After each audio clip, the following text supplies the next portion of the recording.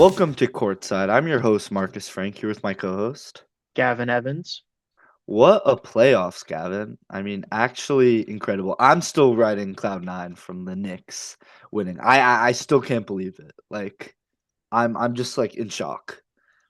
Every time Yeah, I I open mean, my phone, I'm just flooded to like hundreds of Knicks reels and Twitter posts. Just it's crazy. never know when you're gonna go back. So I important to know. to soak it in now and enjoy it while it lasts. Because I mean, and very fleeting.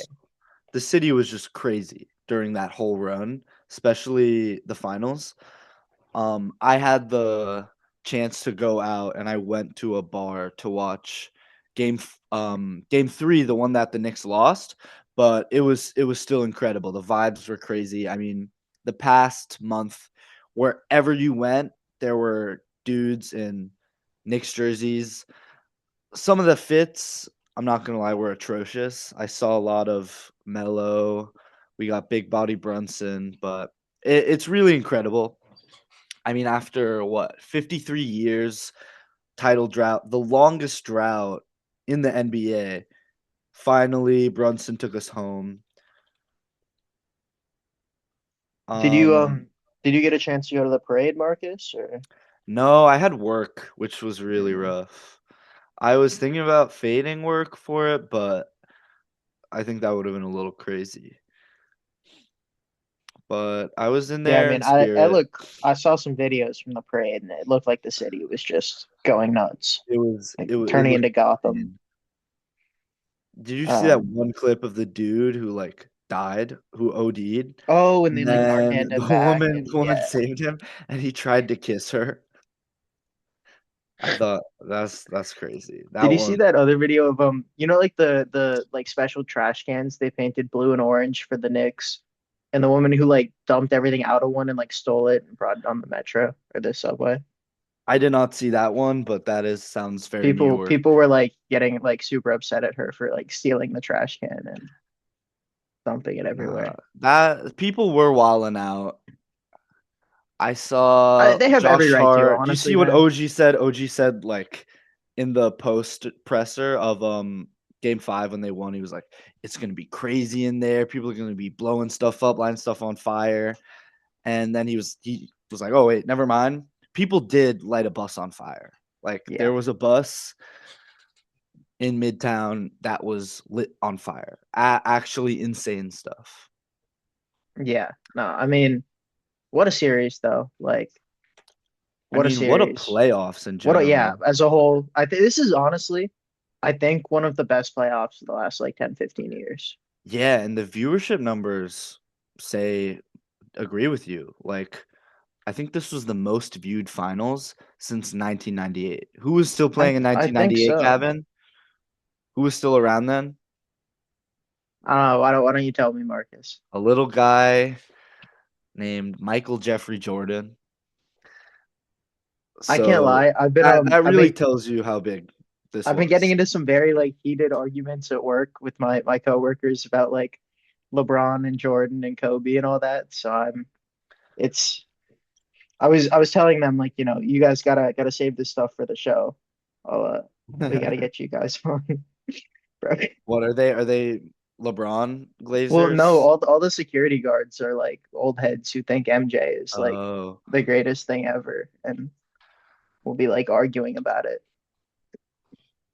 But yeah, I mean, in terms of the viewership, 20.6 million average per game in viewership for the Knicks versus the Spurs. just Last year, crazy. Pacers v Thunder was only 12 to 13 million, 11 million the year The before, 11, Game 12, 7 hit 9. big numbers, but I mean, it was on the finals and the playoffs, NBA viewership in general was reaching catastrophic lows. Yeah. No, I mean, the last time we had a series break 20 million average viewers in the finals was 2017 Warriors Cavs. So almost 10 years ago. So, I mean, Adam Silver is getting what he wants with all the rule changes and stuff he's making to increase viewership. He's But is is definitely it doing it. is this just a statistical blip though? If I you think think some about of it, because it, New York, yeah.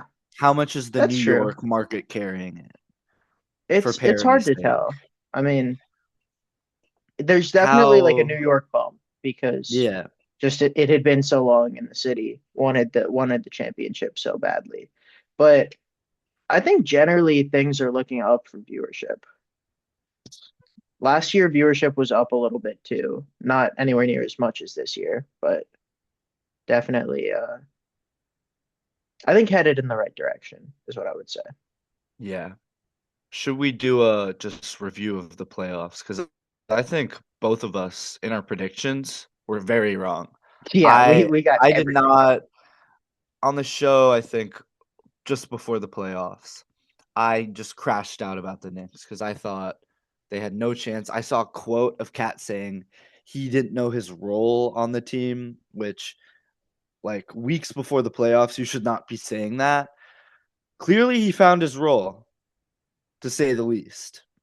And the Knicks somehow just clicked perfectly in the first round right after that game 3 loss. Just everything clicked for them, which I don't think has really happened before. Unless you're thinking about that 1999 Knicks team that made the Cinderella run to the finals with Pat Ewing, that also faced the Spurs. They lost, this team won. But Was that was the Tim Duncan, David yeah, Robinson Spurs, right? yeah. I think that's also just incredibly poetic that the last time we were at the finals, we lost to the Spurs. The Spurs with a generational big man. This time we win against another generational big man. Yeah. I mean, But definitely poetic. that Knicks Um, Hawks series was truly interesting.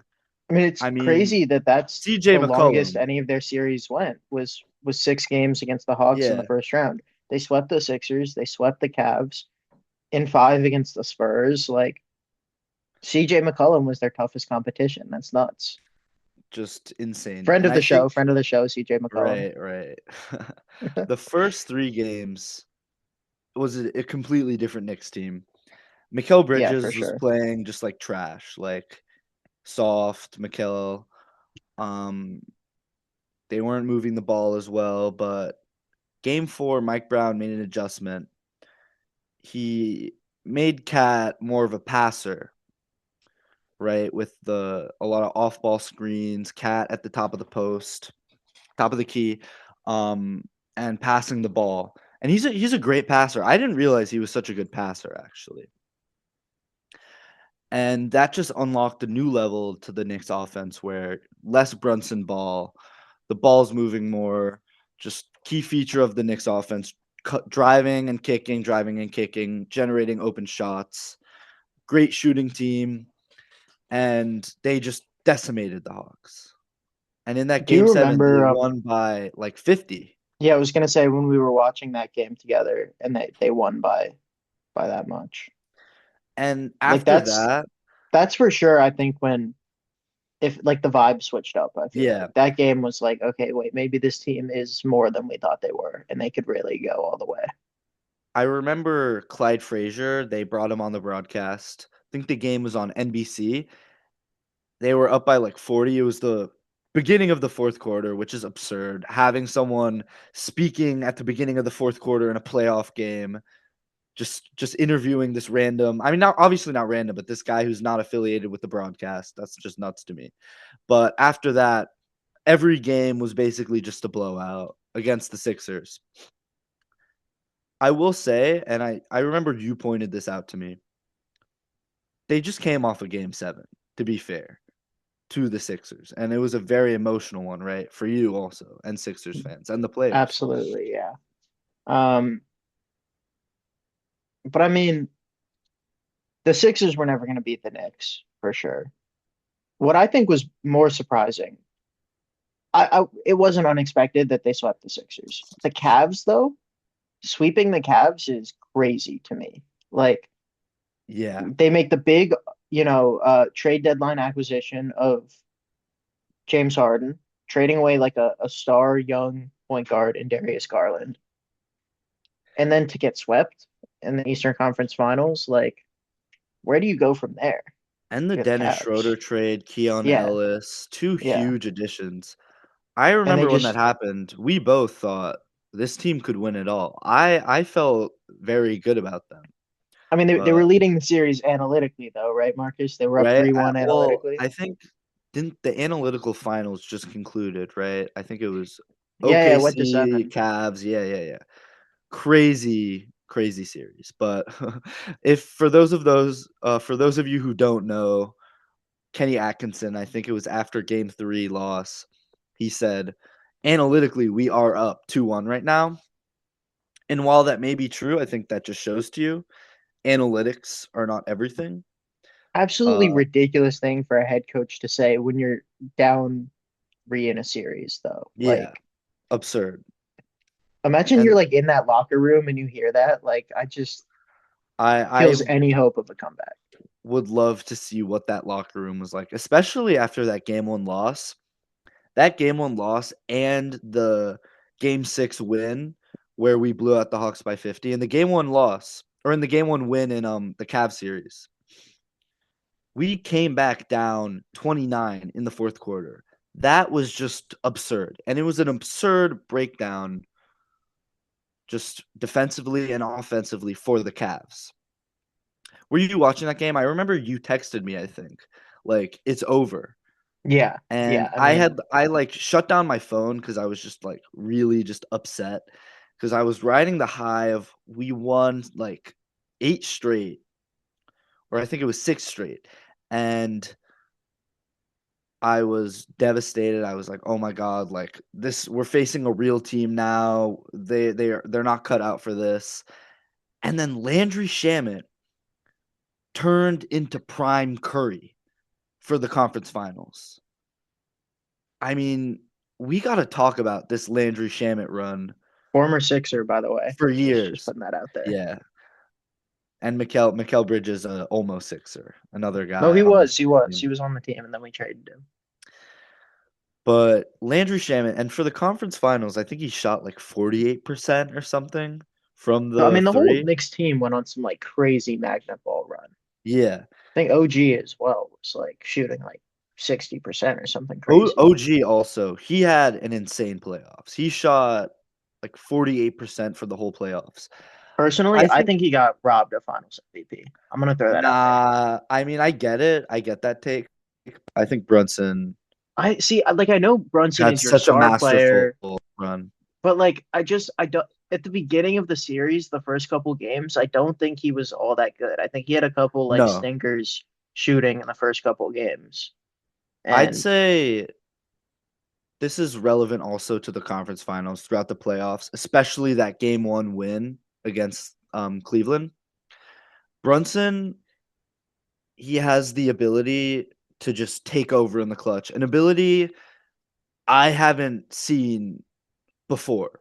Like, sure, you have clutch guys, but then you have Jalen Brunson. He literally will just take the ball every possession and will his way to a shot. And he is taking like just the most insane shots that I just can't believe they go in the basket. Like, I mean, in that the game 1 comeback, he was hitting these layups off the backboard that he angles up so high, like he hits them off the top corner of the backboard and then it somehow goes in. Or he hits like crazy step back jumpers like the Dirk shot. Do you remember that Dirk shot in the finals he hit over Devin Vassell? Just shots that I can't believe go in the basket. And I think that's why he cemented himself as the finals MVP because he was just able to push them ahead in the clutch. But I see the argument for I sure. just I I see just the argument. love watching him, especially in the clutch. And I think this year, what the issue with the Knicks team was last year was Brunson had to do that quarters 1 through 3. So in the fourth quarter, he would be tired, and all the guys would just be looking like dazed. They don't know what to do.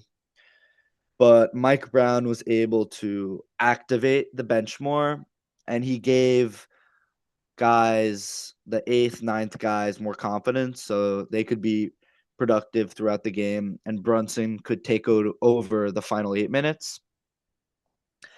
And I think in the first 3 rounds, Brunson didn't really have to do much, actually, which I think was really beneficial to the team. In the finals, the cat playmaking, I think, was pretty much neutralized by Wemby. Besides in game 1 and 2, he had like offensive heaters. Do you remember after game 2, everyone was like, Cat is the finals MVP? Well, that's the thing. I'm looking at Brunson's numbers now. He shot 28% from the field and 25 from the three in game two, and he was minus 10. Like In which that one? that Game in 2? game two. Yeah, the one he was that was the one where I saw that game and I was like, he shouldn't win MVP if they win. It should go to like Cat or Yeah. OG. But I I mean, also he I came thought back in Cat like four games 4 and 5. Cat was the finals MVP in game 1 and 2. Like his ability to drive past Wemby was just insane. Like he was able to get Wemby off the dribble, get the first step on him, and just get to the rim at will. I think part of it was Wemby was playing too close on him because he had to guard the three, and Cat is just a walking nightmare matchup for the Spurs or for any team because he is legitimately the greatest center shooter of all time, right? Like you have bigs that can shoot, and then you have Carl Anthony Towns. So that was already a major issue for the Spurs in these finals. I think out of all the teams the Knicks could have faced, the Spurs were the best matchup between OKC and the Spurs. But I think that was able to propel the team forward. Just Cat's Yeah. shooting ability, because Wemby has to guard him on the three. He can't sag off, and partly sometimes they would put Wemby on Josh Hart, and he would be able to sag off. But Josh Hart started to hit his three ball, so he couldn't really get away with doing that. Well, and to your point about Brunson being clutch, I'm looking at the numbers, and he averaged 10 points, which is the second most in the in final NBA Finals history in the fourth quarter, on 50% from the field and over 60% from the three. Like that is absurdly clutch to have those numbers in just the fourth quarter average in the finals. Like that is crazy. And especially that game 5 closeout, dude. Yeah, I mean, come on. That was just insane. Like ridiculous. the team was not playing well. They were down by like 15 at points. And Brunson just legitimately one of the most insane backpack jobs I have ever seen in my Yeah, it life. was crazy. And also to your point about the Spurs being one of the better matchups for the Knicks. Wemby in the regular season was only playing like 29, 30 minutes a game on average. Um, I mean, it was a big problem in the regular season, especially in his like MVP case, even though he was a finalist and his awards cases that he wasn't actually playing that much.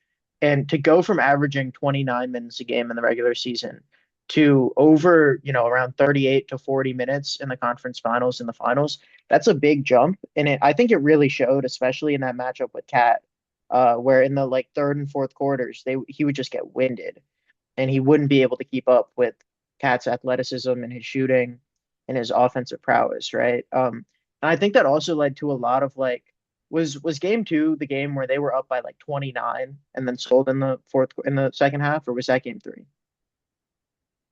Yeah, just the fatigue factor was huge for the Knicks with Wemby. I think everyone was saying just he looked tired, and when he got tired, he started taking too many jump shots and pull up threes, mid range jumpers, and that's not really his shot. Like he can hit those, but in the clutch, if you need a reliable basket, he should really be going Dude, to the you're seven basket. six. Like get in the Yeah, paint. but also I think just this is just the issue with Wemby. I remember 2 years ago, Gilbert Arenas on Gil's Arena was saying just Wemby has no go-to move. And I was like, what is this guy saying? Wemby, he's a sophomore now. Like, he'll get a go-to move, and it's his third season. He still doesn't really have a go-to move, you know? Like, Kawhi's got his mid-range jumper. The Curry's got the Kareem hook shot. three. Kareem's got the sky hook. Brunson's got his whatever Brunson does, like mid-range jumper layups. Harden can foul grift, but what is Wemby doing for you? Like, he had some really nice Hakeem like post work at times, but he couldn't consistently do that to the point where in the clutch he could take over. And I mean, De'Aaron Fox just completely like wetted the bed. Yeah. You know Like, who I also think like slept on was really bad in the finals was Spurs head coach Mitch Johnson. It is yeah, only, I think, his first full year as head coach, but some of the coaching decisions, particularly with De'Aaron Fox and keeping him in the game in, fourth quarter clutch situations over rookie Dylan Harper, who, at times looked like the best player on the floor, was really hurt them in some of these games. And also, dude. if you're the head coach, I feel like at some point you have to sit down with Wemby and be like, I know you're tired in the fourth quarters of these games. You can't be doing all this, trying to shoot like deep threes and the jump shots. Like just park yourself in the paint, right? Like if you're the coach, you have to have that conversation with him at some point. And it looks like he didn't, which I think is another coaching malpractice from 100%. him.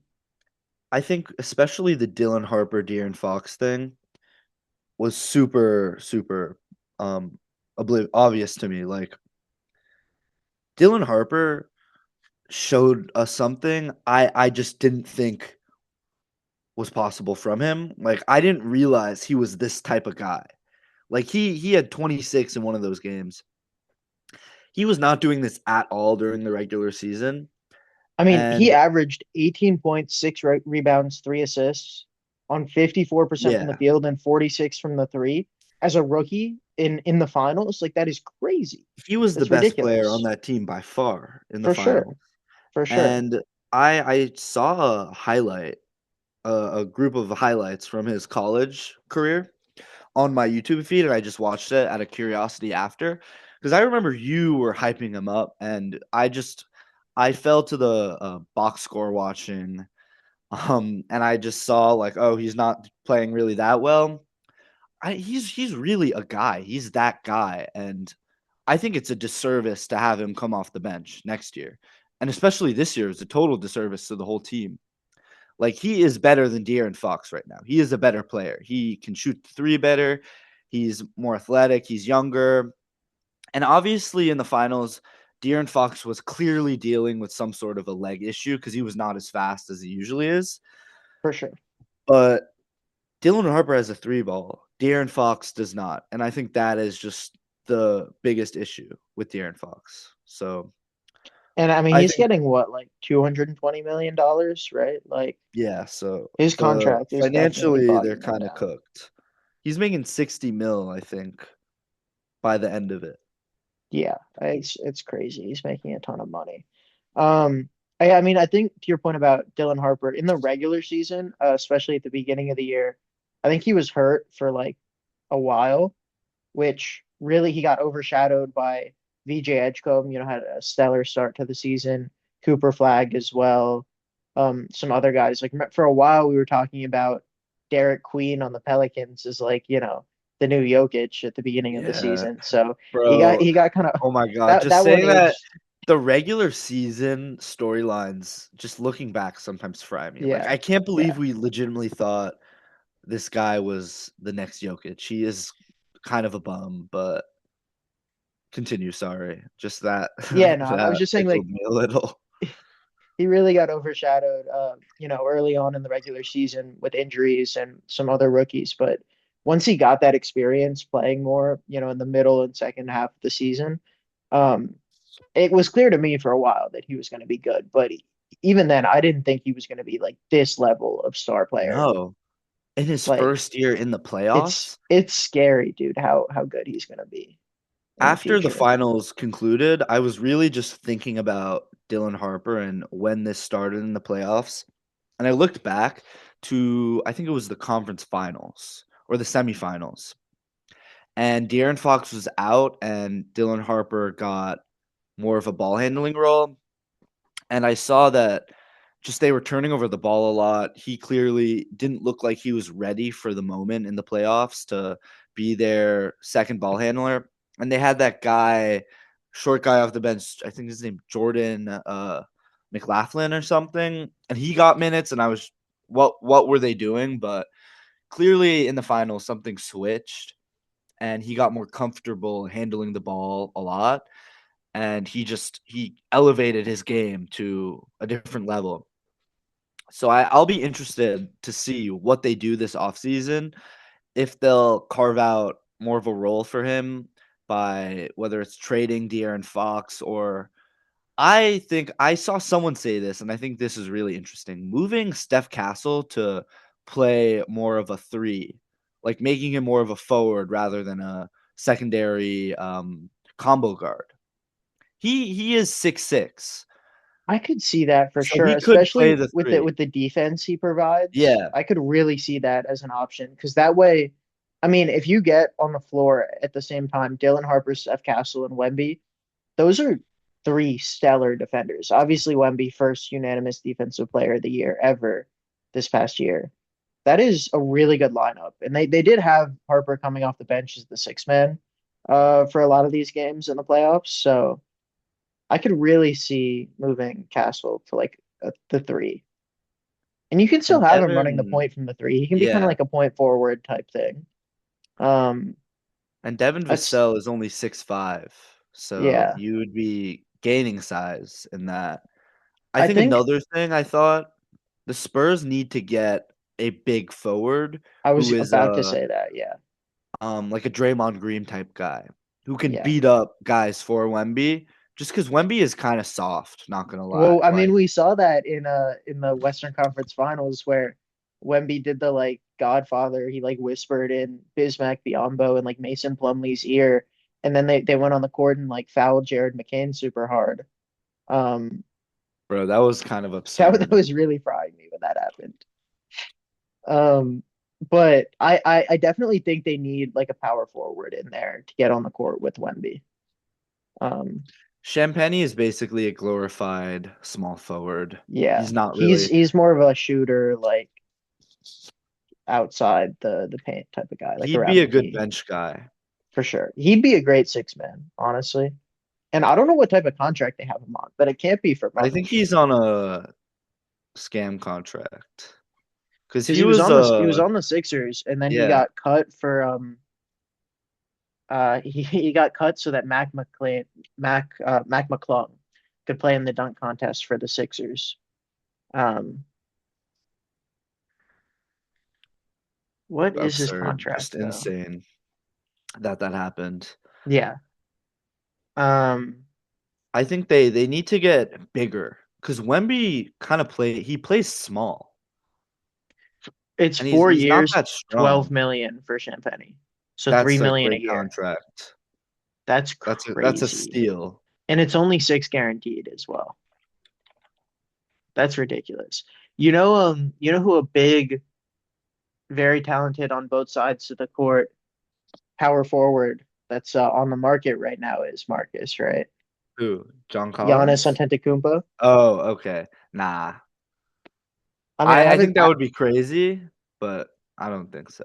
Do they have the assets? I don't know. If They you send like 100%. Steph They have the Castle, assets for sure, but I don't think that happens. I mean, I don't think it's ridiculous to say if they have Wemby, or if sorry, if they have Giannis in the finals, they win.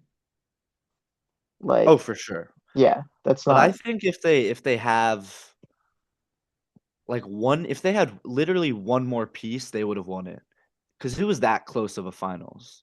Looking back, every game was decided in the clutch. Either game two where Wemby threw the ball off of Steph Castle and lost it.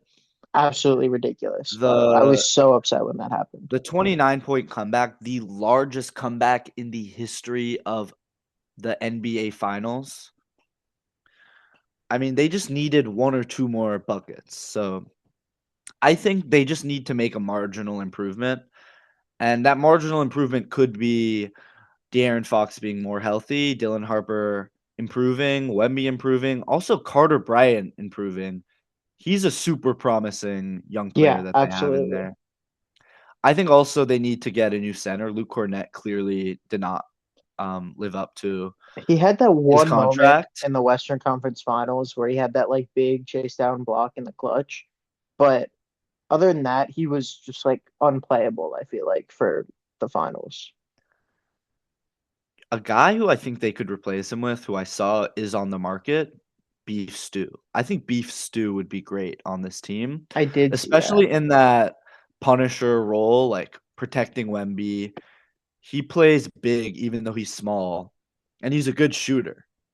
So I think Yeah, I mean, that I could could see be that, promising. honestly. That's not a bad shout.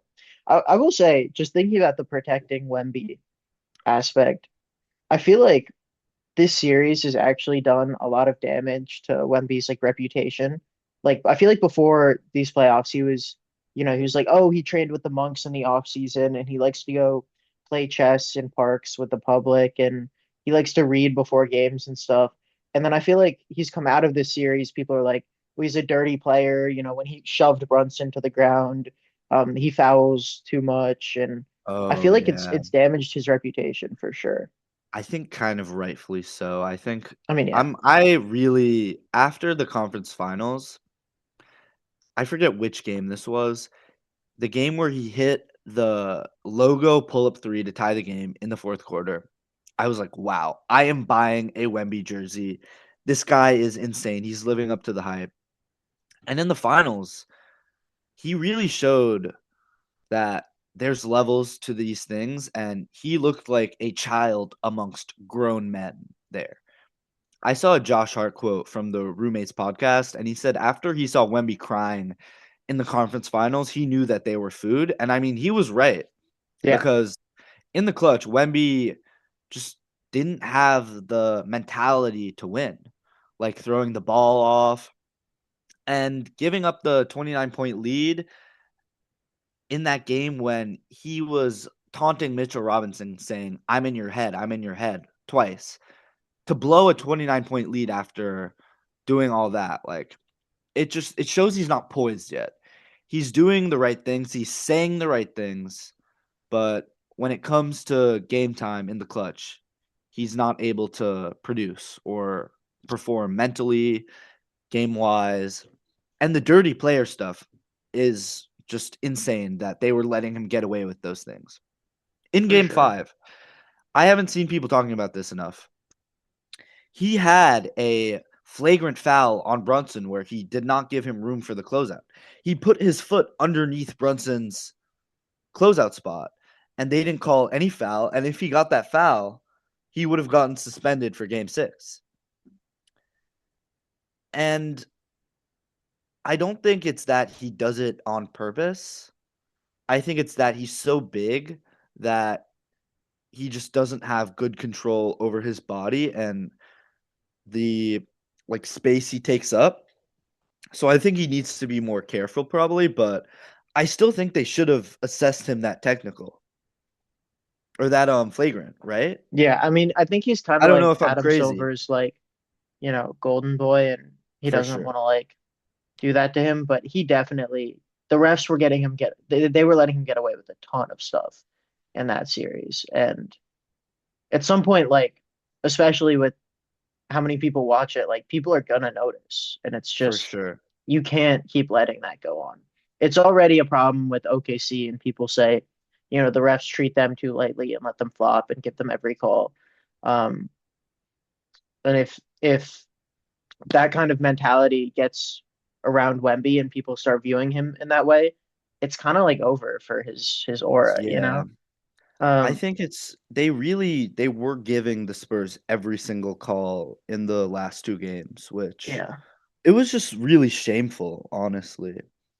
And I Um, get it that you want to extend the finals, like it's making you crazy money, but there's a point where you need to have integrity in the sport. And I think not calling a flagrant foul that the reason they invented this rule for closeouts being flagrant was because of a Spurs player. It was because of Kawhi Leonard and Zaza Pachulia. who many call a dirty player for consistently doing these things, putting his foot underneath Kawhi's closeout, and Kawhi getting injured and missing the rest of the series. And Mhm. it's not about dirty playing. It's about punishing acts that are careless and sorry, our free Zoom meeting cut out, but we started back up. What we were talking about Wemby's dirty player accusations and the NBA semi-rigging the calls for Wemby's favor, but that pretty much sums up the finals. I think both of us agree that it was just one of the best finals in the past decade, maybe even of the 2020s. No, Um, absolutely not. Hold on. you don't think Last year was so? so much better. You really think that? For last year, the underdog story of the Pacers going to 7 Nah, against the bro. Juggernaut Thunder. I guess I'm a little biased, but Yeah, I think absolutely. Last year I've was seen better. the consensus on the internet slash word of mouth is that this is one of the best. But I think also It's that's up just there, it's but just because of like, the Knicks mania, I think, in my opinion. Like, and just the you have the single largest comeback in a finals game ever. You got the Brunson 45 closeout game. Every game except game two, they were down and they came back at the end. You just have Victor Wembanyama, who's a phenom, but I understand, I 100% understand the argument for last year being a underrated great finals, 100%.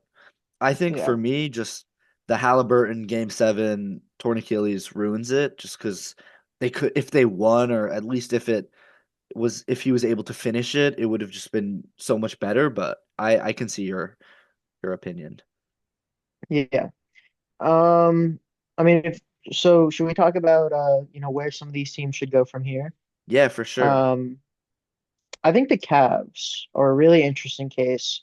You barely make it to the Eastern Conference Finals. They went to 7 against the Raptors, then they went to 7 against the Eef. Pistons, and then got swept by the Knicks in the Eastern Conference Finals. It was a rough road through the playoffs for them.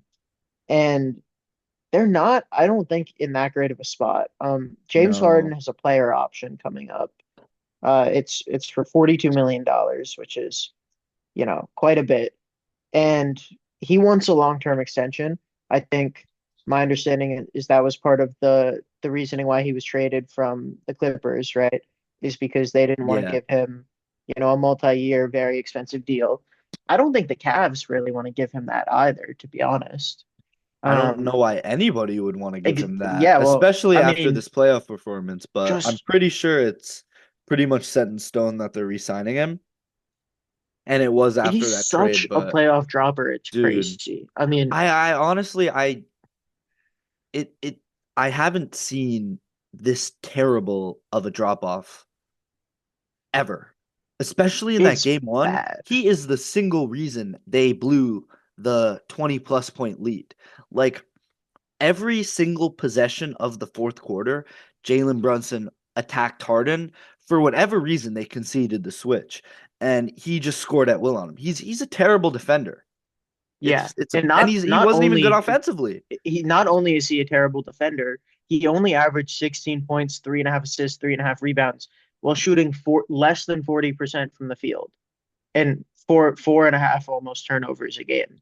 I He mean, had he more was turnovers than field goals. That's terrible. exactly. I mean, not only was he unplayable on defense, he was unplayable on offense.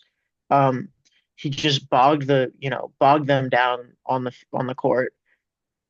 He's just like probably the biggest playoff joker of all time, I think. I don't think I he's mean, I better than struggle to Darius think of. Garland in the playoffs either. Oh, we have If a this little is bit what of you're getting, breaking news on the pod. Nothing crazy, but Trey Young is going to sign with the Wizards on a 4-year, $212 million deal. oh, I thought it was going to be the Giannis thing when you said that. My heart No, dropped a nothing little. crazy. Okay, You know what's crazy? I think that's less than De'Aaron Fox, though. serious, yeah, Um, huh? but I anyway, can't. just that That's broke well just now. huh. Um, but yeah, I don't think he's measurably better in any way than Darius Garland would have been in these playoffs. Um, Because at the so you end of the have to season, think, DG was healthy, yeah, pretty much, and he was playing out of his mind actually yeah, for no, the I mean he had a Clippers. crazy end of the year with the Clippers. Um, so you have to think like, do you run it back next year with this team that I don't think has it in them to make it all the way? I just don't think they do. But it's also like tough to stomach like a full rebuild for this team, right? I feel Yeah, like I considering think, they've just been a contender for the last couple of years. But but they've in my, never, besides last year, they were never really able to go past like a fourth, third seed, second round exit. yeah, This is Donovan Mitchell's first conference finals ever. yeah. And D Mitch, like, I like him. He's a good player, but he didn't have the greatest playoffs ever. No. Like, um, what were his stats? 27 points, but only 2 rebounds and 3 assists a game. Um, And just the way like, he gave up yeah, after it losing was game just, one. it was kind of And sad to watch. Like, it, you were watching it was somebody who knew they pathetic. weren't going to win. It was Yeah. pathetic. It just I felt demoralized for him. Um and in that game one especially, you needed someone to literally hit one more shot to win, and he couldn't step up. So, and I'm pretty sure he has 1 year left on his contract. So I think that's why they're going all in to try and get him to stay. But yeah, I don't really see where you move forward with this team. I saw some rumblings Well, about Giannis and then LeBron, but you know what, who too, knows if is that's they gonna only have the happen. 29th pick, so they're second to last in the first round. That's not a great pick, obviously. I mean, it's second to last in the first round. So like I feel like you kind of have to blow it up, in my opinion, Really? You think so? in Like this draft a class, because I think sunken cost fallacy, like between just get it over with? James Harden, um, D Mitch, and Jared Allen, I think is like sneakily pretty good trade value wise. For sure. Yeah, I I see that. think you could land like a top 5 pick in this draft between all of those players. Like Like get the hit up the Clippers, the Clippers, the which Bulls, even who maybe. I very happily would announce got the fifth pick from the Pacers. Yes. That's Um, something, yeah. like I would the don't see Bulls that trade out though. of the fourth? I don't know because No, no.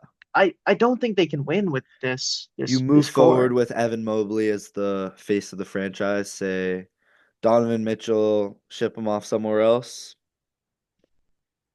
I mean, I feel like if there's a draft class to like sell and try and land a good pick, it's this one, right? You think the Like, Nets would give up the sixth? I mean, honestly, they might. The Because Nets are just they gonna need go to win out. next They're year, gonna draft actually. somebody random anyway. Yeah. Like I think Mikal they what Brown was Jr. like a year or two ago, they had like 5 first round picks, and genuinely not a single one is good. That was last year. Um, Igor yeah, Denham, Ben Serif, Danny Danny Wolf. Wolf. They really went to. They got no one. Yeah. So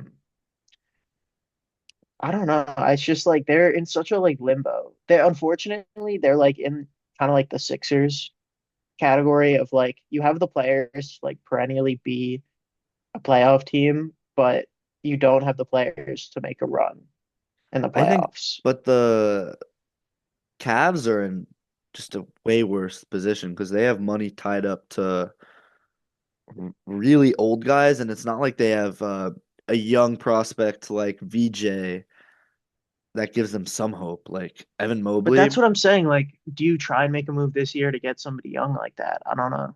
They do have Jalen Tyson, Um, actually. I forgot about him. He was kind of stinky in the playoffs, but he had a really good season. 13 points, 49 from the field, 44 from three. He's 23, and it's the second season, so he could be something for them next year.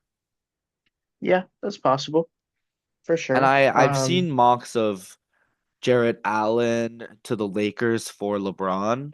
I have I have seen that. And would that make them a contender? Hell no. Would it be interesting? Sure. I think one of the things I saw as well is uh LeBron wants money, and the Cavs don't really have that money to throw around. Why does he want money? I don't get that. You see Jalen Brunson win a championship, take $100 million pay cut. You're a Well, billionaire. Why are what more you? does he have to prove, you know? I Like, mean, but like, why does he need more money? Why is he playing then? I'm sure it's not for the money, you know? yeah. I mean, get your bag, but I mean, at that point of his career, like, you know who I might have just the money for a 1 year deal that we were just saying needs someone who can be a, a big-ish power forward is San Antonio. are you I feel saying like LeBron? because they have so many young guys that are still on their rookie contracts. They get him for like 1 or 2 years. I feel like they could pay him a bunch and he You're could play like the LeBron? three or the four for them. Yeah. Yeah, that would be interesting, I feel but like, I don't. I don't know, I hadn't thought about that. What if back to the Cavs? Do you think like Donovan Mitchell, they could trade him to the Spurs or maybe to the Heat if they realize it's time to blow up What are they going to get from the Heat though? the Giannis Ty, package? I guess. I'm pretty sure though it's been confirmed that they're gonna run it back, so Yeah. I agree. I don't think that's It's the not the right. right decision, yeah. Yeah. Um, Other Another team teams with that a flamed out? well, I don't know if I'd call it a flame out, but the Celtics have an Ooh, interesting yeah. future That was because just a they have total been, choke job. yeah, choking, losing in seven to the 3-1 comeback to the Sixers in round one was amazing to watch. Absolutely amazing. But they've been kind of embroiled in the Giannis sweepstakes this offseason. A lot of talk that Jaylen Brown is going to be gone. Um, do you Which remember is crazy. after they lost to the Sixers, Jaylen Brown went on like a Twitch live stream and was like reviewing the game tape, like complaining about the refs or something? Dude, You that was can't be doing that. crazy. It was Like crazy. that's ridiculous. He's been Um, going crazy on the Twitch this offseason. yeah. But I wonder if that has to do with them just saying it's time to go, Jalen. I think they're scary if they get Giannis. And You think?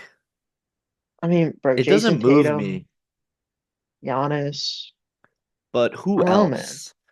I think these playoffs, these past few years have showed us depth over star power. To be fair, I guess they'd have to give up a lot of their depth in that trade. I've And they seen wouldn't be able to get more Hugo depth either. Gonzalez get mocked a lot as a trade piece. Um, I think but the I issue don't with the know. Celtics though is they're not going to be able to get depth right now. Yeah, And I guess you can make the argument that the best thing we can do is improve our star power. And it's Giannis is a major upgrade from Jalen Brown, very obviously. You go for from sure. the eighth best player on a good day to the bona fide third best player in the league. Yeah, absolutely. Um, But there is the health question also with Giannis. He hasn't been healthy really the past 2 years, and he's only getting Although older. if there's a team who like has consistently proven they can take care of their players' health, I mean, it is Boston. The That's true. way they took care of Jason Tatum and I don't know what magic their medical team worked on him, but the way he came back just like the same player after the Achilles, like less than a year after is just crazy. Um, but it's just such a they're another team that I feel like is kind of in limbo right now.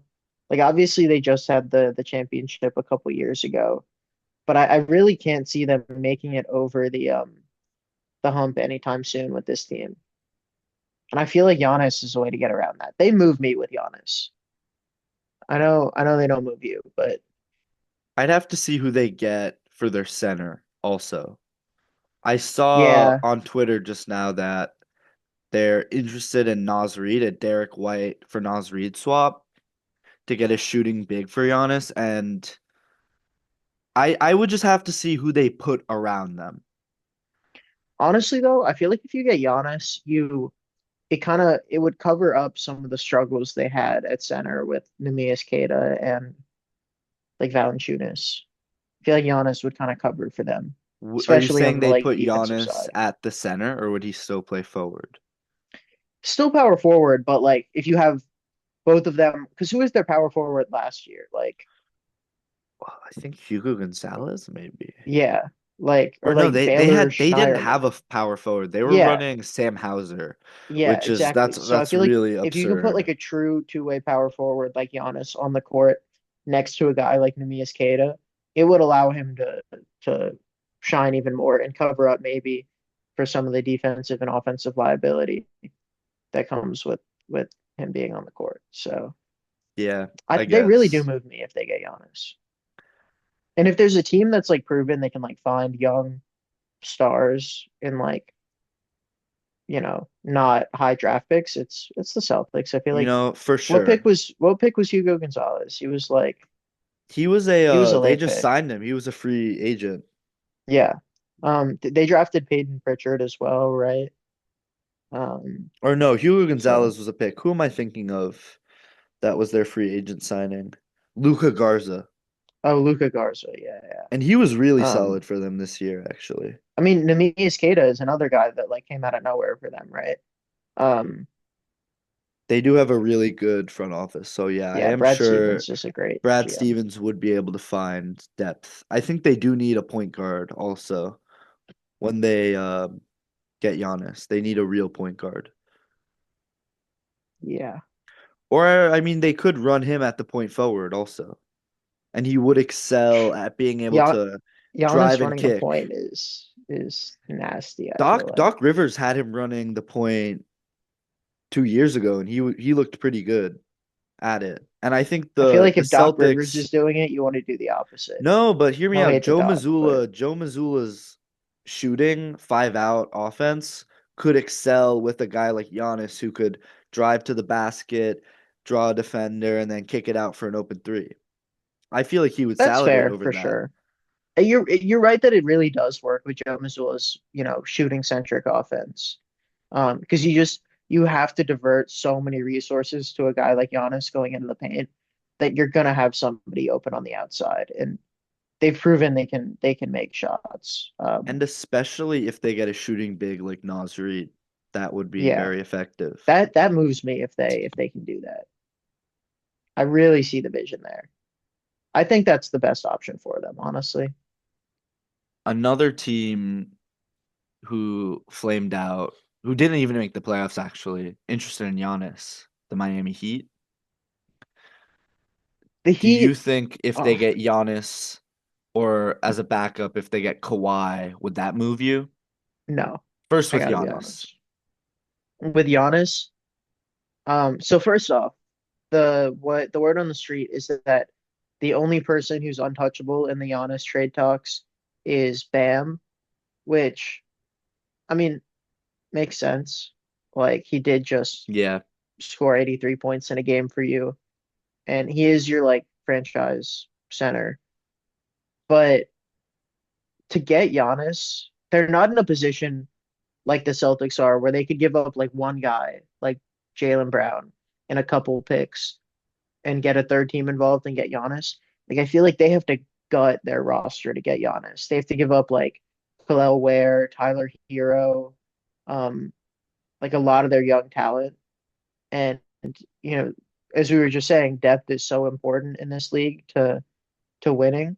And I feel like if you gut your depth to get Giannis, they don't. I don't see them as anything more than maybe a conference finals loser. But I'm not even sure they make it to the finals, I'll like make at all. the not to be like given to the narrative, but if there's one team that can win with a bunch of scrubs and some star power, it's Heat culture, right? I mean, Jimmy Butler made the finals twice with a bunch of scrubs or a bunch of nobodies, really.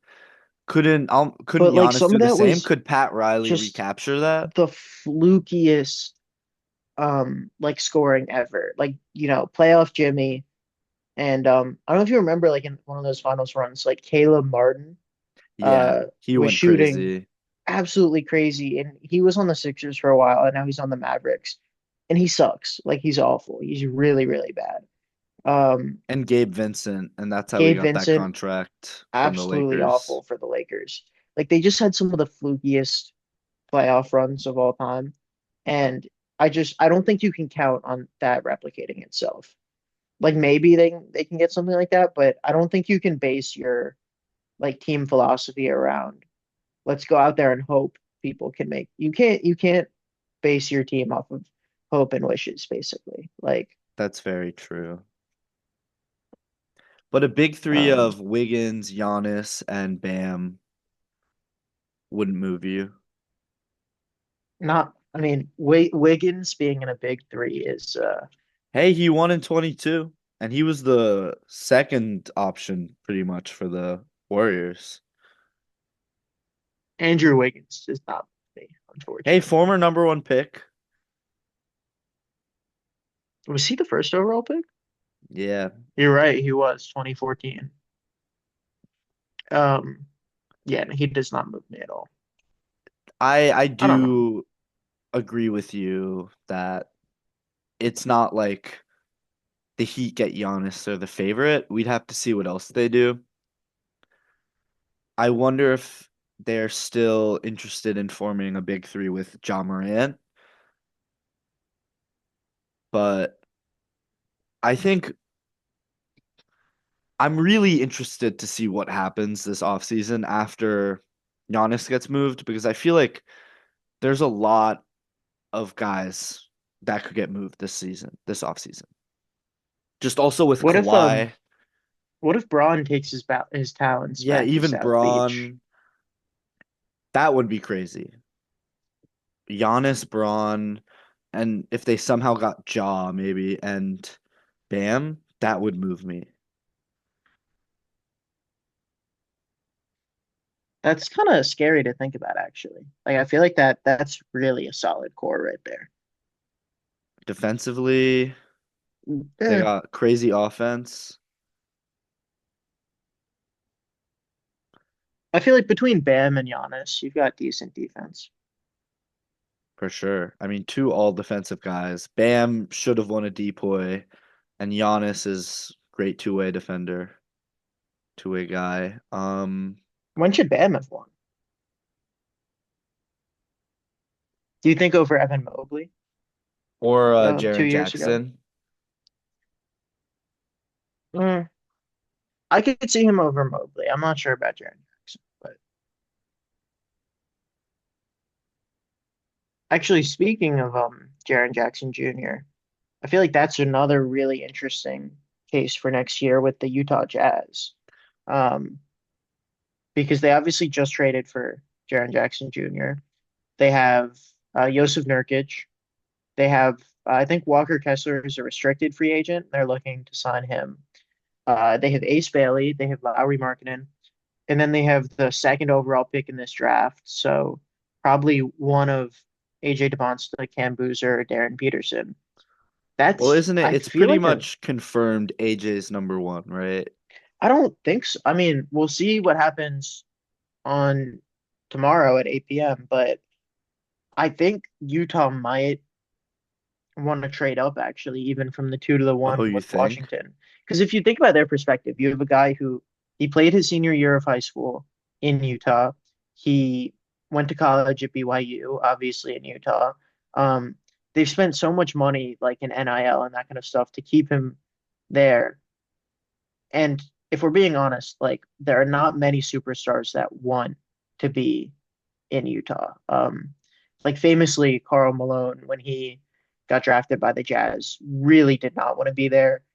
Ace Bailey last year we saw was he really wanted to go to Washington and was not happy when Utah took him. So if you like, not only is AJ DeBonsta one of a kind in terms of his talent and like level as a prospect, but he's kind of one of a kind as someone who wants to play in Utah. And I feel like that's something that's worth trading up for, in my opinion. That's a good point. I just don't see Washington giving it up because it the consensus to me seems like AJ is the consensus number one pick, no? And Well, he definitely is the consensus number one pick. Um, he's a is he a guard or a forward? Or he's kind of a he's like a tall guard, I think. I think he might be like 6'10". and the Wizards need more guard play. He's 6'9". Or they have oh, I forgot they have Well, AD also there. What is going on with the Wizards actually? That's and they just signed Trey Young. yeah, I mean It's looking interesting down there. I could maybe I see a deal where it's something like Utah sends the second pick in Ace Bailey to Washington for the first pick and like some guard off of Washington. Like they have some young Bilal guard who Coulibaly or Keontae George. Is he um Keontae George is on the Jazz. There's Keyshawn George, Keyshawn but I think he's George? he's more of like a forward. Um like Trey Johnson. He was really good for the Wizards last year as a rookie, I guess, averaging 12, 2, 2 on 42% from the field. So I could see like Trey Johnson in the first pick for Ace Bailey in the second. I feel like that benefits both teams. Yeah, potentially. I could see that. Um, but obviously we'll just have to wait and see what happens tomorrow. I feel like Um, everything is waiting on Giannis to be done. yeah, Once for that sure. gets done tonight, I think we see whatever's going to happen to Kawhi with this. Because also, I saw Sham say it'll start off as a one for one trade and then like the KD trade. And do you remember how that turned into like a seven teamer by Yeah, the end? exactly. I feel Just like things that just will keep getting probably shipped. happen. Things will get added on. Maybe this.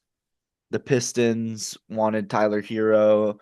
The Lakers also want beef stew, I saw, so I think everything will coincide pretty soon. Yeah, I Um, think, I mean, it's unfortunate.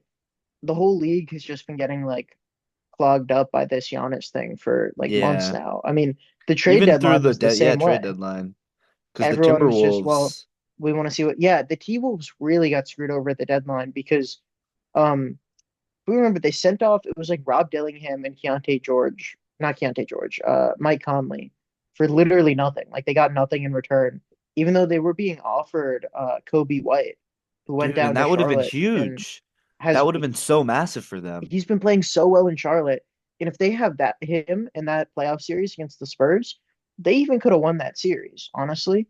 Um, and it was all because they were waiting for Giannis because they thought they could get Giannis at the deadline, who we later found out supposedly wasn't even available then, right? Like the whole league has Yeah. just been waiting on this for so long. And once it happens, I think we'll start to see a whole flood of others. I just brought up the Lakers. Should we talk about the Lakers? Because they also have one of the most interesting off seasons to me. Yeah, so LeBron has a player option, right? Yeah. Um, So and something like $40 million, I think, around that Yeah. that ballpark. They have Luca under contract for a little while longer.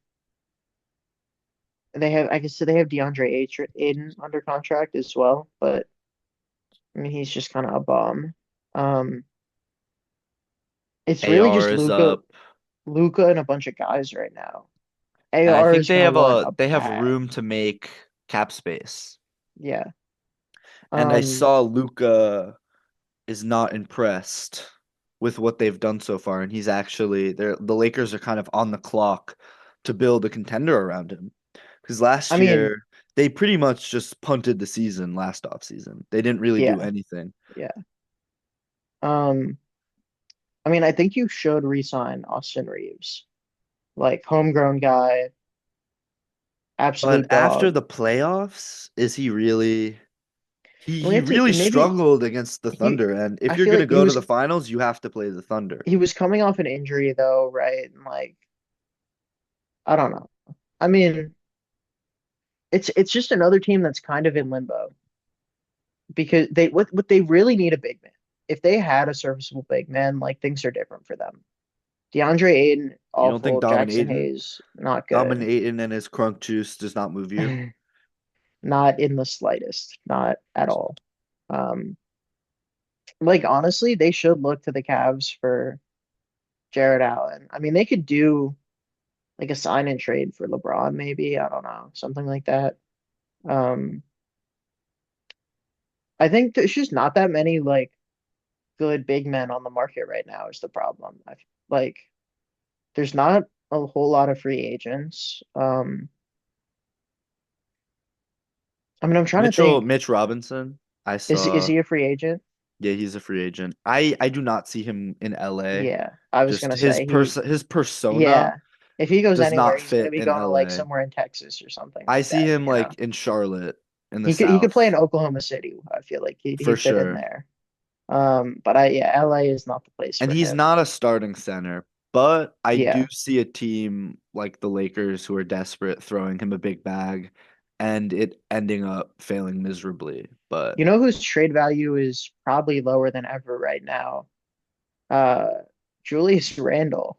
I mean, I don't think they should trade for him, they but should not have that I mean, reunion. the Timberwolves probably want him off the team, and I'd imagine they'd be willing to let him go for cheap.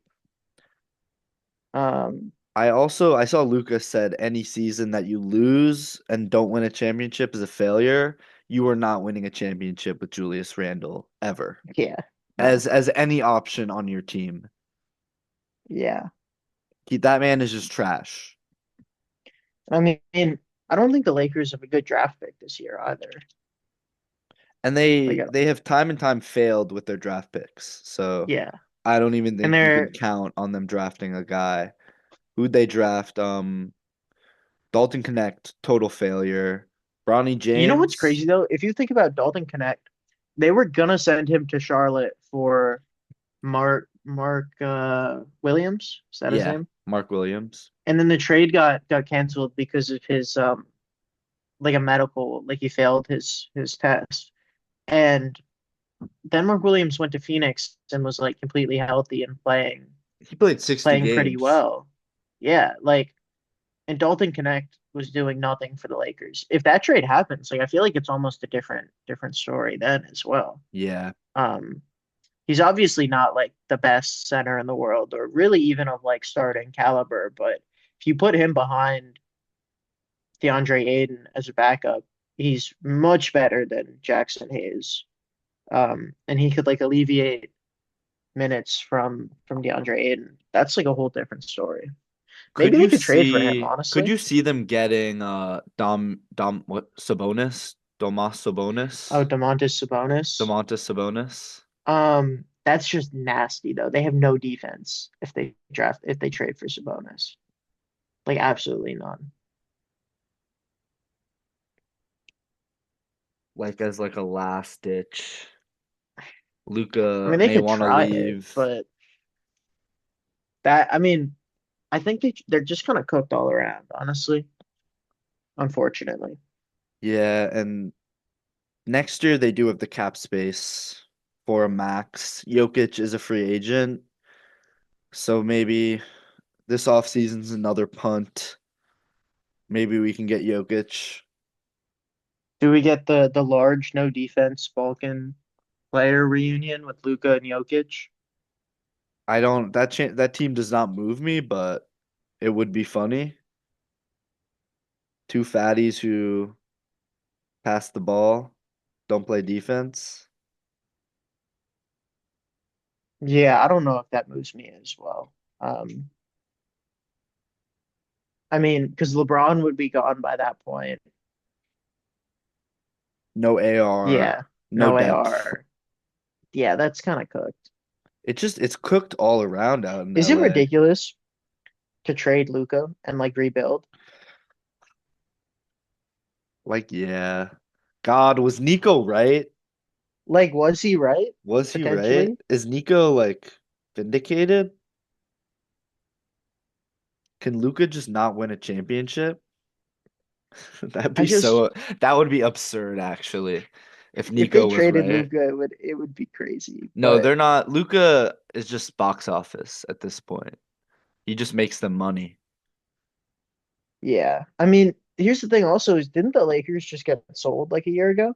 I think Jeannie Buss sold the team, and They pretty sold them soon, to a investment group. yeah, it's the same group that owns the LA Dodgers, which I mean, that's a team that like their whole team building philosophy is throw money at anybody and everything, and like don't worry about how much it costs. I mean, they're paying Shohei Ohtani like a A billion billion? dollars to play for the Dodgers. Absurd. Like it's like 800 The million.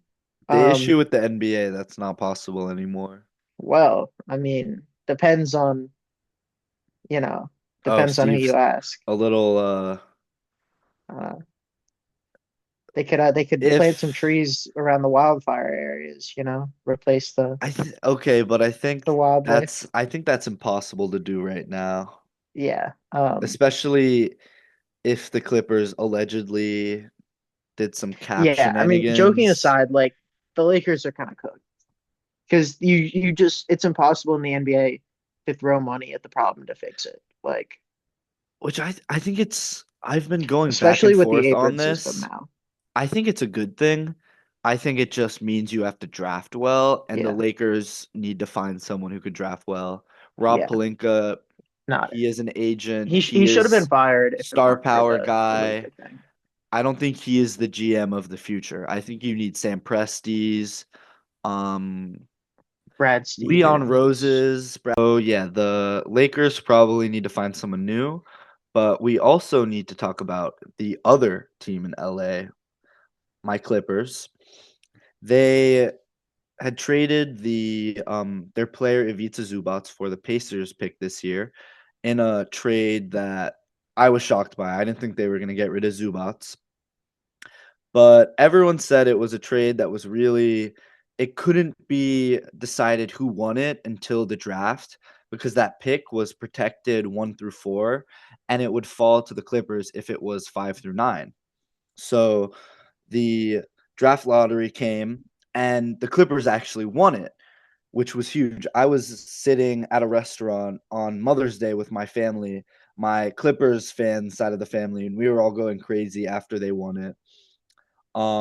But it gives the Clippers a really interesting offseason because you got Darius Garland, you got rid of Zubats, you're kind of starting this new youth movement, but you still have Kawhi on the team. And I've seen some things that the Clippers are going to trade the fifth pick for Jaylen Brown and a Giannis deal, which I don't know about that.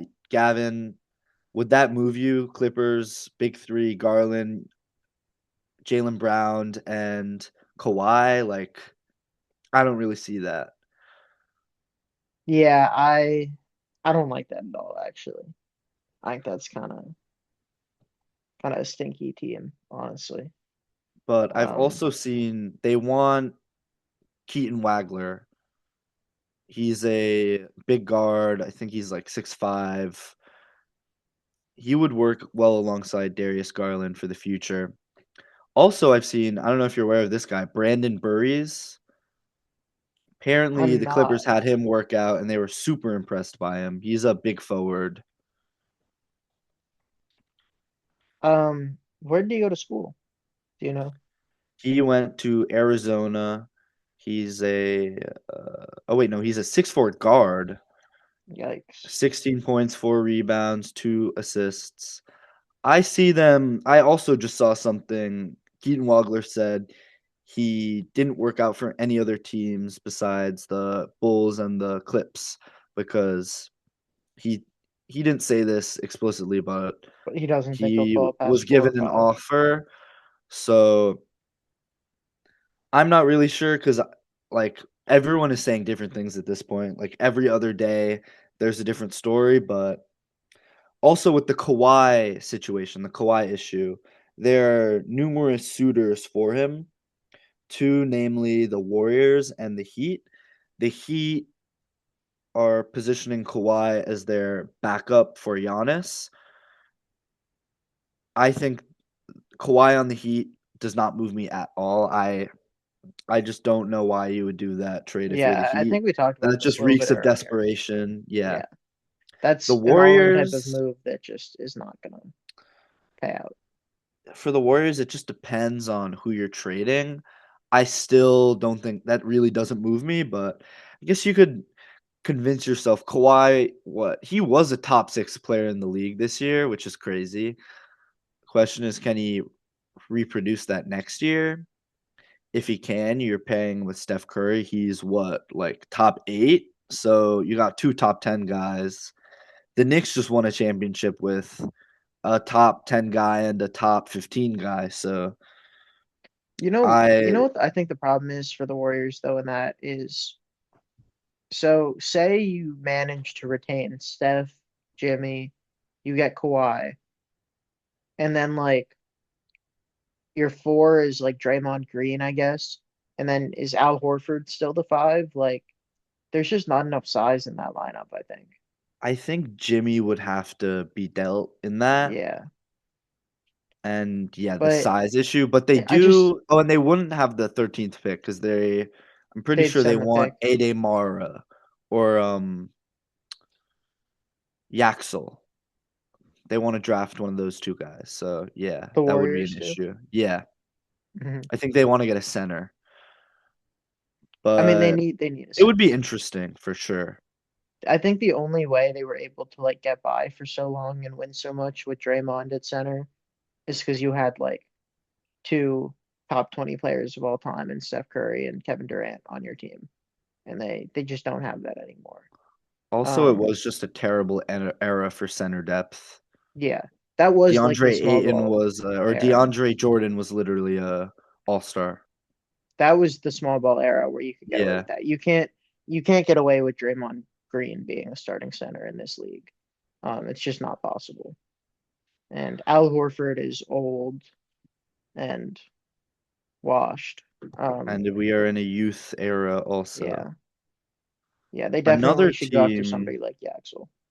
that was on the Kawhi list was the Timberwolves. And I'm not sure what that package would be. I guess it would be Randall DiVincenzo. That would not really move me because you still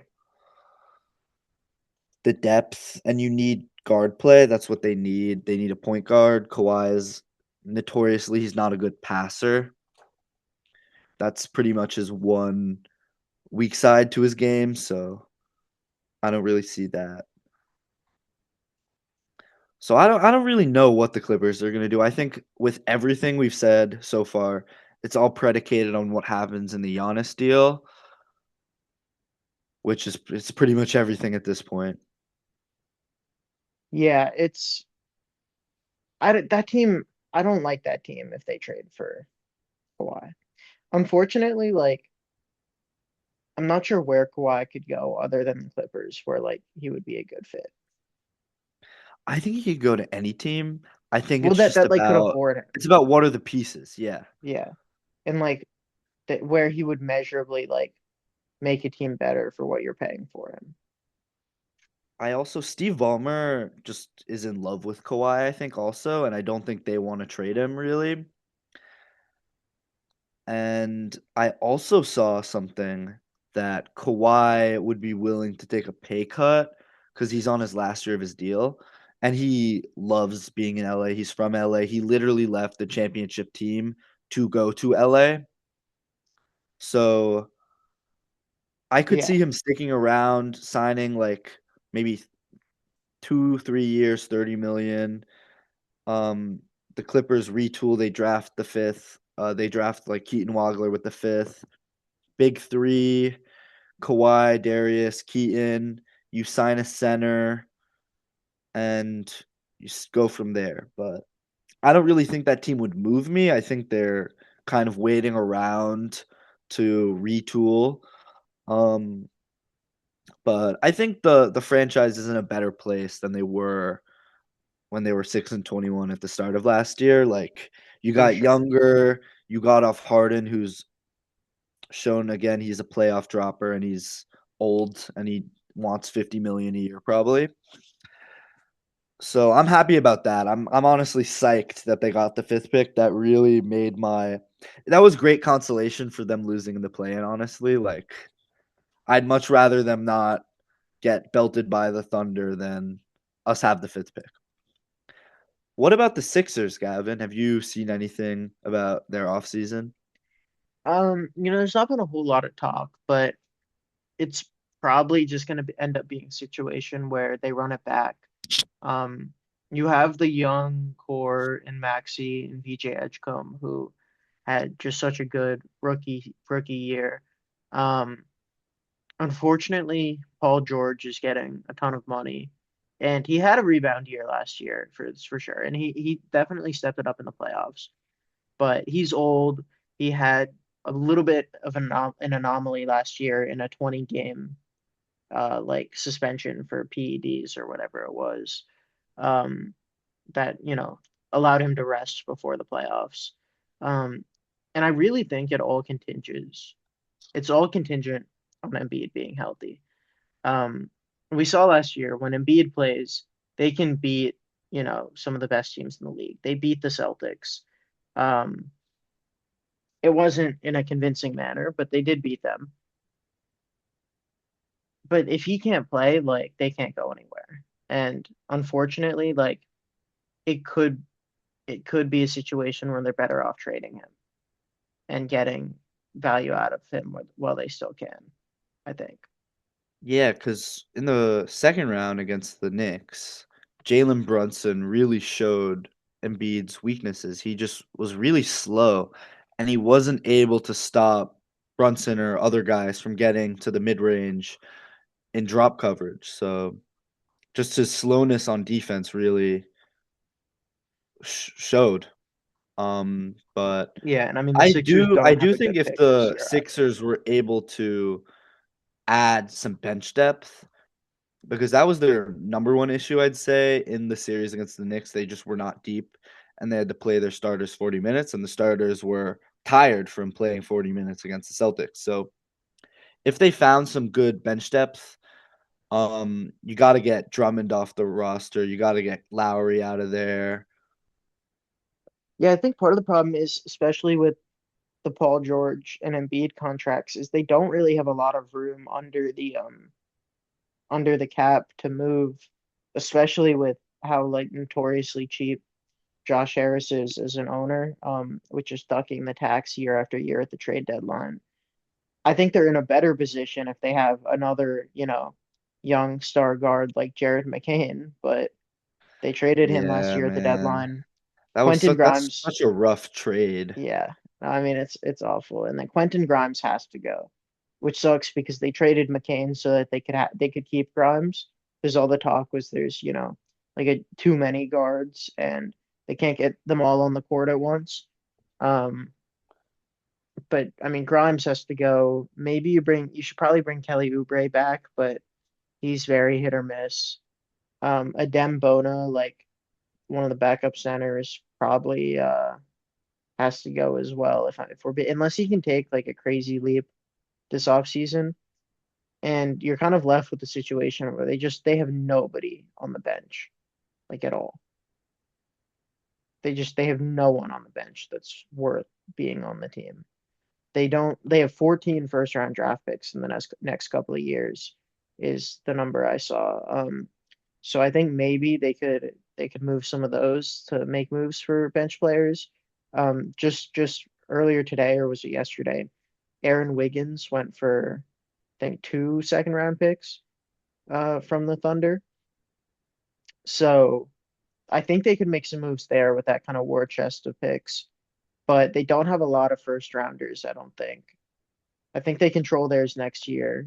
And then, oh, you know what I forgot? They have the Clippers 28 and 29 picks as Oh, and well. those are pretty Potentially, valuable.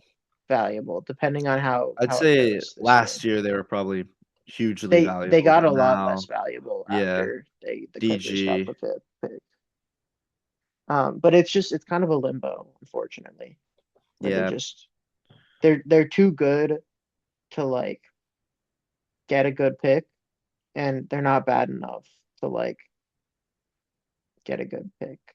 I don't know. They're in the middle, and it like they're just never gonna. They're kind of stuck, unfortunately. unfortunate. Another team, who had a major loss in the playoffs, the Nuggets. I was flabbergasted. I was shocked after the Wolves upsetted them in the first round when Anthony Edwards and Ayu Dosunmu and Dante DiVincenzo were down.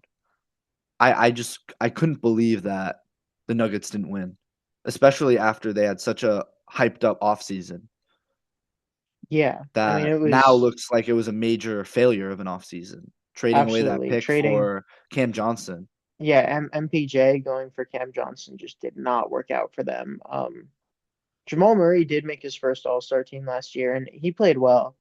But besides Jamal Murray and Jokic, like there aren't a ton of guys on that team. I mean, Aaron Gordon had moments. Um, they've like Bruce Brown, right? Yeah, Um, but I Valanciunas was just just an utter failure, yeah. and I that mean, was remember he was there was one of the talk main he was gonna reasons go they play in traded. he was gonna go play in Greece at the start of Yeah, last season, and then like decided last minute to come back. I think that should have Um, been a sign for the Nuggets to not sign him. Like, yeah, for do you sure. remember Malcolm Brogdon was supposed to join the Knicks Hmm. and he just retired out of the blue? Yeah, If the Knicks had kept him, that I feel like it's a similar omen that you need to take. They did not take it as a bad omen, but I don't even know what the Nuggets should do yeah. I to mean, they have improve. the They have 26th nothing. pick, so they have a bad pick. Um, they're just stuck. I It's think like they want unfortunate. to package, I believe, Zeke Naji with their pick for someone, but I don't think you could get anyone. And they also have to re-sign Peyton Watson, which is a major hurdle for them because he will definitely be thrown a ridiculous amount of money by a team like the Bulls or the Nets, Yeah, and who I will mean, try talk and poach about him away. re-signings for them. One that worked out horrible as part of their, big off-season push last year was Christian Brown, who kind of just really not good during the playoffs and during the year.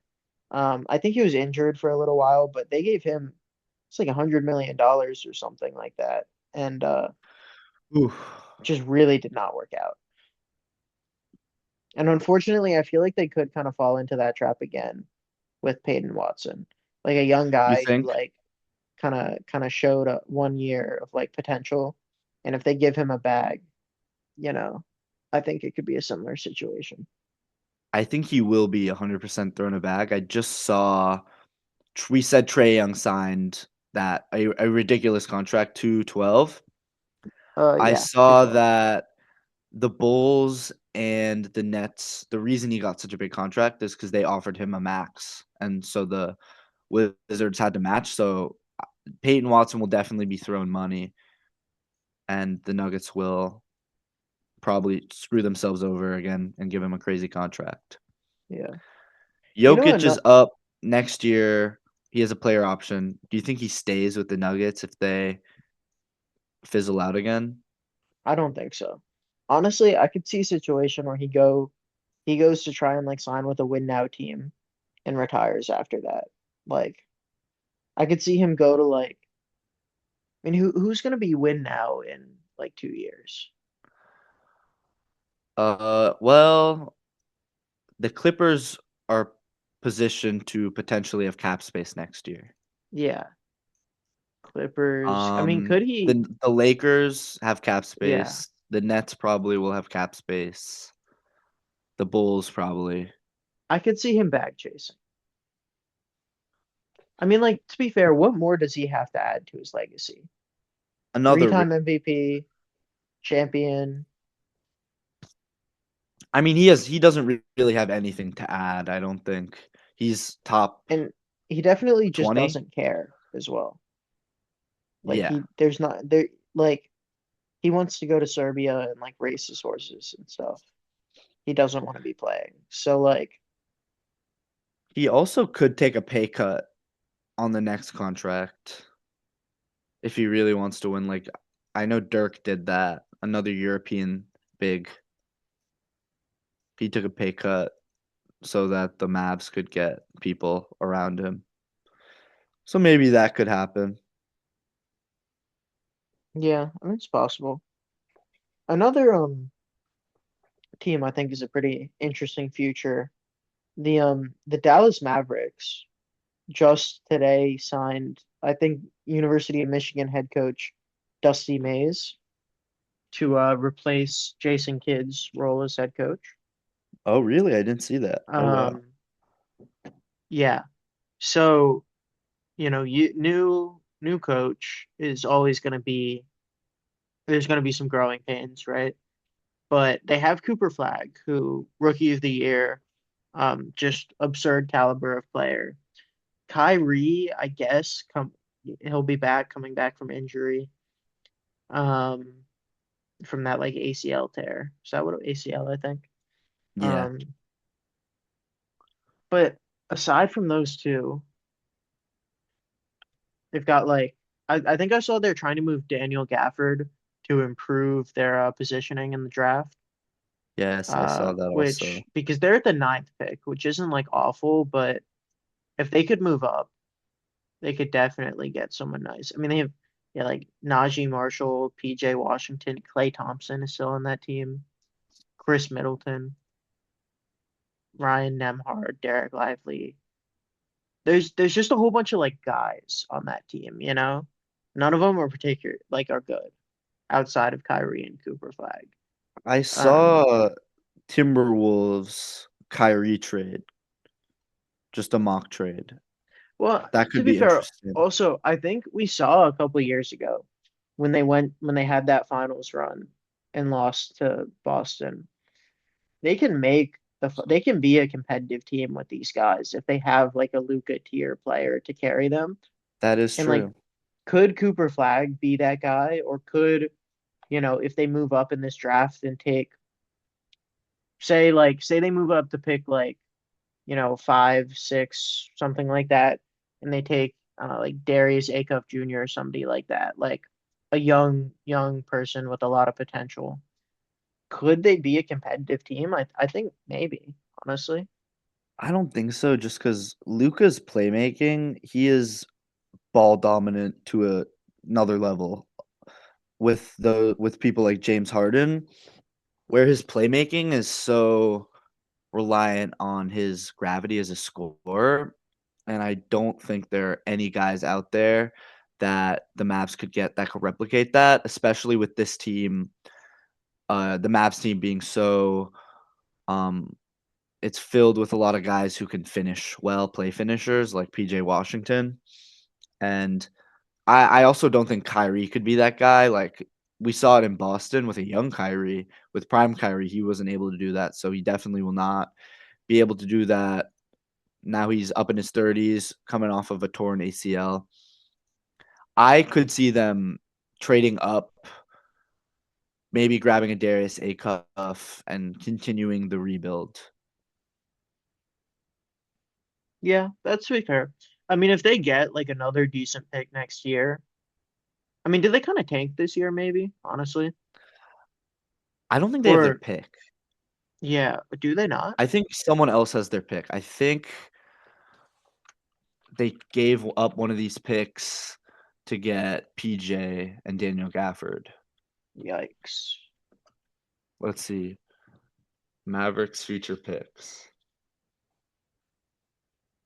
So they have 2026. They do not have 2027. Charlotte has 2027, but it is protected for picks 1 through 2. I mean, we'd have So to be like generationally. tanking, and you'd have to be That generationally lucky actually, to be with the new fair, situation. with the new set of lottery rules, they still have a shot at that as like a barely miss the or like lose in the play-in type of team, Yeah, or I like guess lose or like any barely team miss the does. play-in. Yeah, Well, so honestly, because with obviously Adam Silver's new anti-tanking push, um, that kind of like bad team, but isn't like generationally awful, is in a much better spot than they were before. And I mean, not that this can be replicated, but we saw a couple of years ago they had a crazy jump up to get Cooper Flag in the lottery. They had something like a 1.3% chance at the first overall pick, right? So, I mean, that's not crazy to like think it could happen again. yeah, that's fair. It should be interesting for them. Any other teams? How about the Hawks? They do have that 8th pick from the Pelicans. Yeah. They have I that new young mean, core. They just signed CJ, CJ McCollum, they have locked down. They have Jalen Johnson. Um, Nikhil Alexander-Walker, Onyeka Kongwu. Dyson Daniels. Does Dyson Daniels get moved after the Honestly, after how stinker bad he first was round? last Because he year, was terrible. I yeah. mean, the first round, one of the main reasons they lost was his lack of shooting. I mean, he was Because the shooting like Knicks just they 13% didn't from the guard field. him. No Yeah. one guarded him, and he It just was it was stuck in the corner. absolutely crazy. I mean, honestly, maybe they could try and move up a couple picks and maybe they package Dyson Daniels in that deal. I could see that. Because what do they really need as a team? I guess now that Trey's gone, they don't really have a true point guard, right? They do have two guards getting money though. I could center play. Yeah, I Okongwu's a mean, solid starter, but they could Okongwu is just like upgrade. the most like mid. He's not special. He's not bad, right? Like he's a very serviceable center. Um, I think they're out of the Jalen Brown sweepstakes I wouldn't like after that for them getting anyway, really. I don't Wiggins. know. I I mean, could see them just running it back. yeah, I Like, really think do that's the move for they them. take the ego boost from taking 2 games from the Knicks? Like, they were the only team to win more than 1 game. Are they are they better than the Spurs? I mean, honestly, Like, no, but yeah. who Um, knows? I especially after Dyson Daniels' performance last year, I think they should sell on him and You've try and also go got for somebody. Reece Dashe, so could you try and Oh, could I you mean, go I after guess a big Zachary star? Richese still has like the first overall pick like aura about him, but he's just Yeah, awful. he was a major bust. I feel like it's very slept on just how bad of a pick that was. It was a mid-draft, but you missed Yeah, on I Steph mean, who went Castle. after him? Steph Castle, Alex Sarr. Like there were Sar would guys in that even be draft. better. Sar would be huge for them. Yeah, like that's such a different story. Or imagine if they have Steph Castle, right? Like that kind Yeah, of big, cooked their window, completely that night and pick. day. But you never know. Maybe he could just have a sudden coming out, like just become insane. Highly unlikely, but anything's possible. Yeah, it's possible. Um,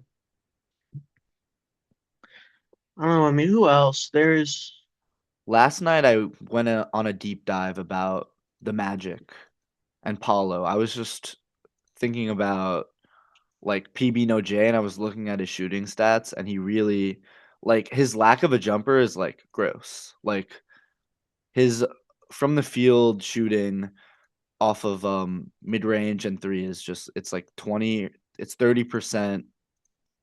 What's going on with the Magic? That's my question. I Like mean, they what kind do of they have do this with the Paulo situation? they're kind of stuck between Paolo and Franz, I feel like. And I think the future is in Franz Wagner for me. Like that's what I see as the best option for them. Just because Paolo can't shoot, man. Like PB No J is genuinely like it's a do you remember this went kind of viral during the season? They called it like the Paolo theory, where you're better off taking a Zachary Risachet with the first overall pick than you are a Paolo Banchero because with someone like Paolo, you're stuck. They're just good enough that you can't like get rid of them quickly and you're stuck investing in them for longer, but they're never gonna be like the star piece on a team. Yeah, Whereas I like remember seeing that. Zachary Risachet, they're gonna get rid of in like a year or two. Um, and I think the Magic really are like stuck with that because it's such a like tough pill to swallow that Paolo just is not that guy. But he's not that guy, I think. He did seem like he was that guy though in the first round when they almost upset the Pistons, But but like hype they moments choked a and aura 10-point aren't lead like in one game, and yeah, he kinda just went on a crazy shooting streak. yeah. I mean they do have Desmond Bain who all things considered, they spent like what, like four first round picks on him, but he wasn't really that bad for them. He played pretty well. Bit of a They have Mikal Bridges Franz. situation. Yeah, they have what's his name? I mean, they have Mo Wagner as like a center. They have Wendell Carter Jr. I feel like they're kind of lacking in size, especially if you move off of Paolo. I mean, but Um, Franz is like 6'10", Paulo pretty big. yeah. Suggs is like 6'5". Oh, they also have Anthony Black, who had a Oh, big year. yeah, So absolutely. maybe they could Um, move off of Suggs and try and get what do they need? Like, you have Bane, Franz, Paulo, better center, I guess, so Suggs and someone else to try and get a good center. but I think we're kind of back to a lot of teams have this problem where they need a better center, and there aren't a lot of people on the market. Yeah, I mean, like just a couple I of years guess ago, who Miles is Turner on the was like market? the biggest center on the market, but now there's just nobody. Is the NBA still struggling from that lack of center depth? I Like, really think so. I think the NBA went so heavy into like small ball and guards that getting back to this like big era, maybe Walker Kessler, I guess. He's still a free agent. So I imagine on it, there's going to be a crazy bidding war for Walker could Kessler there be a sign and because trade? Because they well, I don't have think any that cap because space. I think he's restricted. Yeah, he's an RFA. But I mean, the Lakers, I feel like would want him. I feel like the Magic might want him. Uh, Even the Spurs might want him. The Hawks might want him. The Celtics could want him. Like genuinely, Yeah. like 2/3 of the league would benefit from having a guy like Walker Kessler. Also, Um, Isaiah Hardenstein is a free agent mhm. right now, which is big. Yeah, yeah. He's a So big I feel like one. there's going to be a bidding war for centers this offseason, I feel like, and there's going to be some teams that just come out of it kind of cooked if they Yeah. aren't able to get them.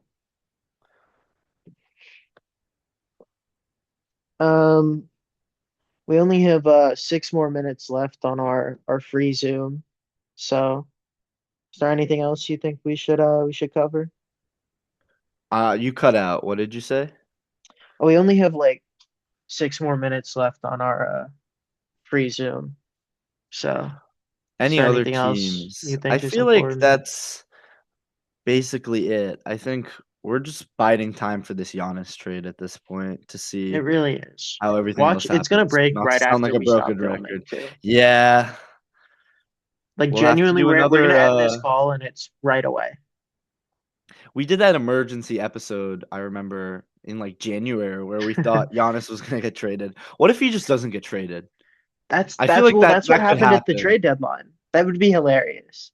I would crash out. Well, can we talk about no matter if he doesn't get traded, this becomes more relevant.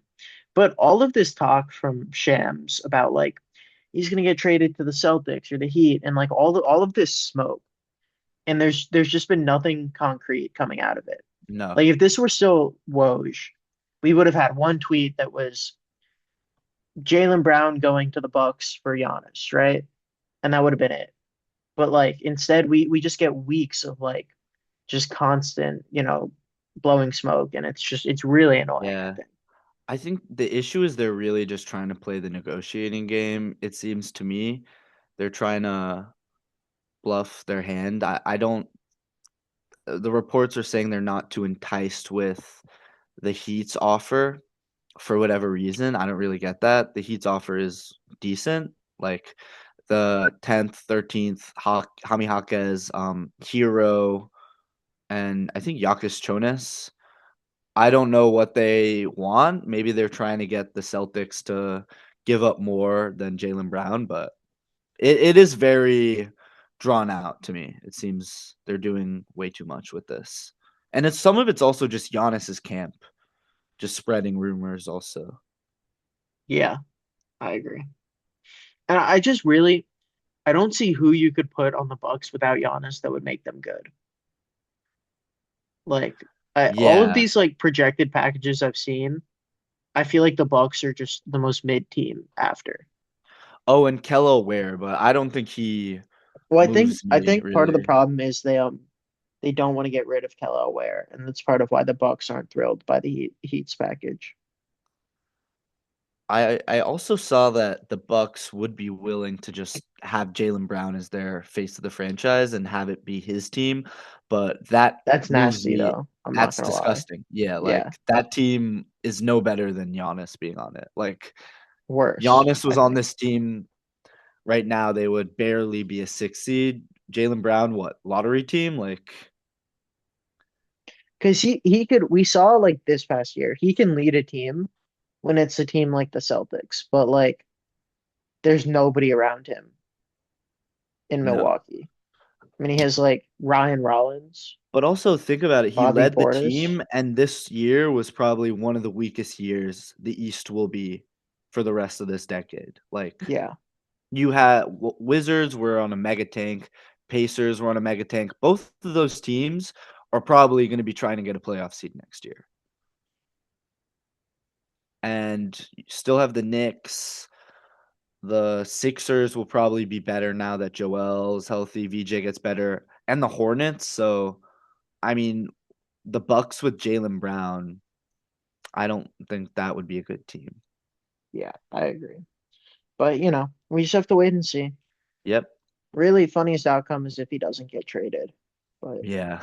Just be absurd. who knows?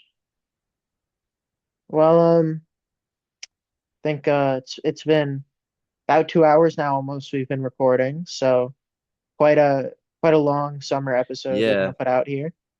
But maybe we'll do another episode post draft, post Giannis trade, uh, and see what happens a little later in the summer. Yeah, during free And agency maybe. I think we're looking forward to getting back over the live air in probably I think maybe September we'll be able to start Yeah. broadcasting live again. Um, so very much looking forward to that. Yeah. Great to do another show. Good speaking to you, Gavin. Um, Hope everyone out there has a great rest of their summer.